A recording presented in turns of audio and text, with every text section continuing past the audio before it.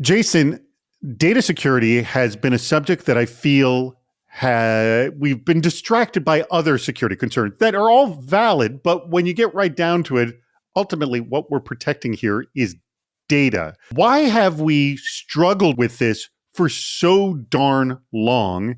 And I think, though, we're at a turning point thanks to AI because of this. Because of new tech and because of the importance of data and that rising driven by AI, but also a number of other factors. Data is the lifeblood of every company now. If you're going to thrive, it's not just about the physical things you create. It has to be enabled through technology to be global and to reach the world. And so I think the security teams are realizing that it's information security. I know we say cybersecurity, but it really is information security. This whole info security versus cybersecurity is a hot debate. The majority of our job, the majority of what the bad guys are trying to get is the data. And that is the least mature thing today in cybersecurity. I think we are at a turning point right now with data security in that for so long we felt it was so unmanageable, but now it can actually be managed. AI and cloud and the power that of what you can do with the two, right? You don't have to have all the compute that you need to discover and really the compute to classify. You don't need to do that on-prem would take a lot of racks of servers. And so because of cloud, you have the power of being able to connect, whether it's on-prem or everything in the cloud. Data has become more accessible because of APIs.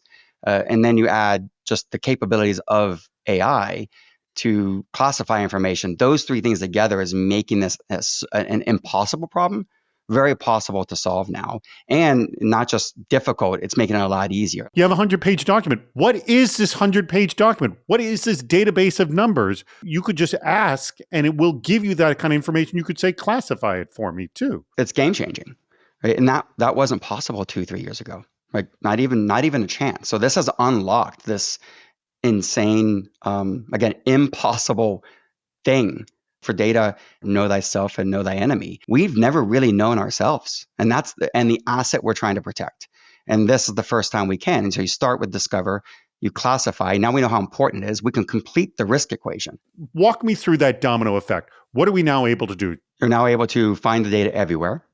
Right? Understand how important that data is, which has been the missing link, the value of the data, then who has access to it, how much access, what regulatory aspects matter, and then how is it protected? Is that file encrypted or not? What's the posture of that environment? Where else does that data sit? Now, is that data flowing? Now I'm looking at the control factors of DLP. You start doing kind of the zero trust access analysis. And then after that, it is, should I respond? How do I respond? How do I automate that response? And then in the end, you also want to be destroying data. We're data hoarders. We hoard way too much data. And we should also be destroying it if it hasn't been touched for X amount of years, or we know that there's 28 copies of this in 28 different locations. And again, it hasn't been touched in 2 years. We should be destroying it. So it's that full data lifecycle that we've never been able to do. Once you have that, then there's this confidence of being able to control your environment. It's like all of a sudden you're able to connect all of your signals and all of your senses to one brain. It's like the brain, let's call it the data risk platform. There's this one thing of, I know where all my data is and how that risk state changes in real time. That's never existed before. You want to have that confidence yourself? Well, why don't you check out what Cyera is doing? Go to their website. It's right there, cyera.io.